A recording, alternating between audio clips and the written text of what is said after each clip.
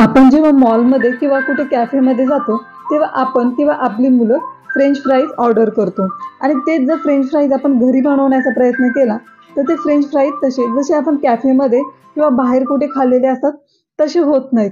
मग जर बाहेर जसे मिळतात तसे फ्रेंच फ्राईज जर आपल्याला घरी बनवायचे असतील तर खूप काही महत्त्वाच्या टिप्स मी या व्हिडिओमध्ये सांगितलेल्या आहेत. व्हिडिओ शेवटपर्यंत नक्की पहा. खूप साधी सोपी रेसिपी आहे. फक्त आपण स्टेप बाय स्टेप गेला तर ती अजिबात अवघड नाहीये. नमस्कार, मी सविता स्वाद किचनमध्ये आपलं खूप खूप मनापासून स्वागत. आजची आपली खास रेसिपी आहे फ्रेंच फ्राईज. फ्रेंच फ्राईज बनवण्यासाठी मी इथे नवीन बटाटा घेतलेला आहे. जुना बटाटा घ्यायचा नाहीये. जर शक्यतो जर नवीन मिळत असेल तर नवीनच घ्या. तर ह्याची आपल्याला साल काढून घ्यायची. इथे मी जवळपास 600 ग्रॅम बटाटा घेतलेला आहे. या बटाट्यांची आपण साल काढून घेऊया. साल काढून झाल्यानंतर आपल्याला हे बटाटे कट करून घ्यायचे आहेत. आता आपल्या इथे बटाटा कट कसा करायचा हे मी तुम्हाला दाखवते. आधी मी असं आडव्या पद्धतीने कट करते. आपण याची जाडी पाहू शकता. आणि बटाटे कट करतानाही आपण त्याचा पुढचा आणि पाठीमागचं टोक जे गोलाकार असतं ते कट करून घेऊ शकता, म्हणजे व्यवस्थित चौकोनी कट करायला जमेल. आता हे मी तुम्हाला उभं कट करून दाखवते. हे बघा, अशा पद्धतीने सुरीच्या साह्याने मी व्यवस्थित लांब लांब चांगले कट करून घेतलेले आहेत. फ्राईज जे आपण कट करतो ते जास्त स्लाईस ज्या आहेत त्या जास्त जाडही नको आणि पातळही नको. जास्त जाड केल्या तर त्या तेलात गेल्यानंतर क्रिस्पी होणार नाहीत आणि जर अति पातळ केला तर जास्तच क्रिस्पी होतील आणि त्यांच्या आतमध्ये खाण्यासारखं काहीच राहणार नाहीये. बघा, मी इथे तुम्हाला दाखवते. अशा पद्धतीने आपल्याला स्लाइस करून घ्यायचे आहे. स्लाइस करून झाल्यानंतर एका भांड्यात थंड पाणी घ्यायचे. आपण हवं तर बर्फाचंही पाणी घेऊ शकता आणि 2 ते 3 वेळा स्लाइस आपल्याला धुवून घ्यायचे आहे. स्टार्चचं पाणी पूर्ण काढून घ्यायचं आहे. आता आपल्याला पुढची स्टेप, पहिली महत्त्वाची स्टेप, एका टोपामध्ये पाणी घ्यायचं, मीठ घालायचं आणि आपण 1 चमचा विनेगर घातलं तरी चालेल, पण मी इथे विनेगर वापरलेलं नाही. आता ह्या ज्या स्लाइस आहेत बटाट्याच्या त्या आपल्याला थंड पाण्यात 7 ते 8 मिनिटं उकळवून घ्यायच्या आहेत.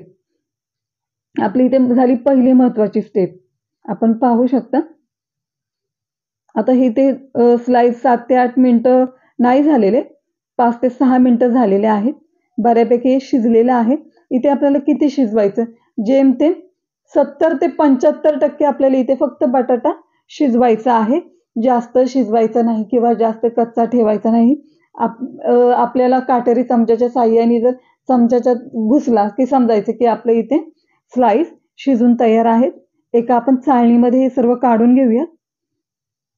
नाहीतर आपण तोडून पाहायचं, तेव्हा एक आपल्याला अंदाज येतो की बटाटा शिजलाय की नाही. आता हे सर्व त्याची जी वाफ आहे चाळणीत काढून घेतल्यानंतर सर्व स्लाइस त्यांची सर्व वाफ जाऊन द्यायची आणि एका कॉटनच्या स्वच्छ कपड्यावरती आपल्याला हे पसरून घ्यायचं आहे. आपण पाहू शकता इथे. आता हे जे स्लाइस आहे ते आपल्याला उन्हात सुकवायचे नाहीत. हे आपल्याला घरामध्ये नॉर्मल रूम टेम्परेचरला किंवा थोडंसं आपण फॅन खाली सुकवलं तरी चालेल. आपला इथं हेतू एकच आहे की स्लाइस या पूर्ण कोरड्या व्हायला हव्यात किंवा आपण एखाद्या कॉटनच्या कपड्यानेही त्याचा जो ओलसरपणा आहे तो पुसू शकतो किंवा टिश्यूच्या साह्याने आपण पुसू शकतो.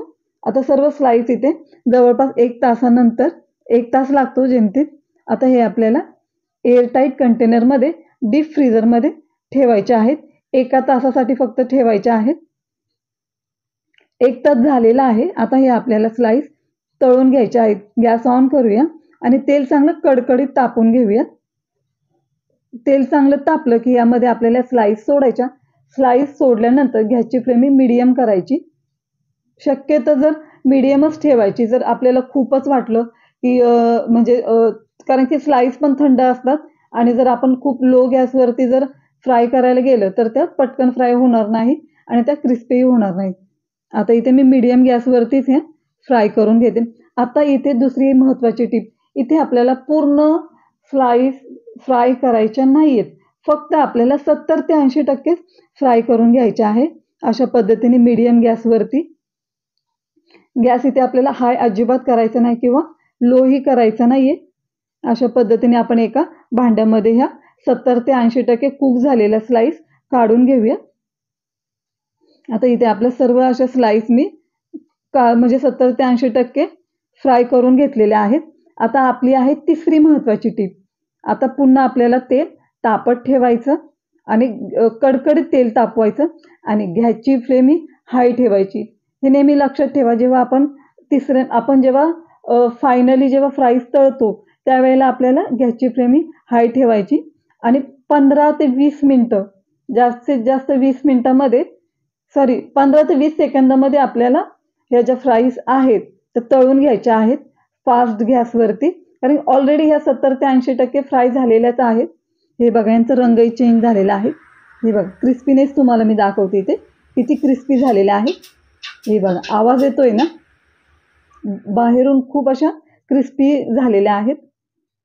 दुसरी बॅचही आपण अशीच तळून घेऊयात. जास्त वेळ नाही, 15 ते 20 सेकंद फक्त आपल्याला हाय फ्लेमवरती ह्या फ्राय करून घ्यायच्या आहेत. एकसारखं हलवत आपल्याला हे फ्राय करून घ्यायचे आहेत.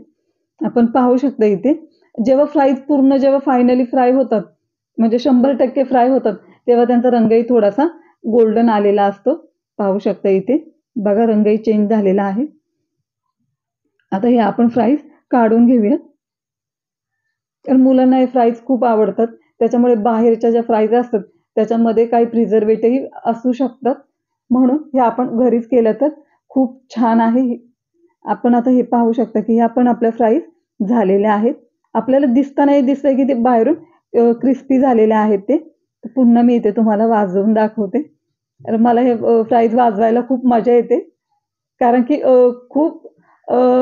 खूप सोप्या आणि महत्त्वाच्या टिप्सनी हे बनवलेलं आहे आणि अशा फ्राईज बनवण्यात एक वेगळाच आनंद आहे.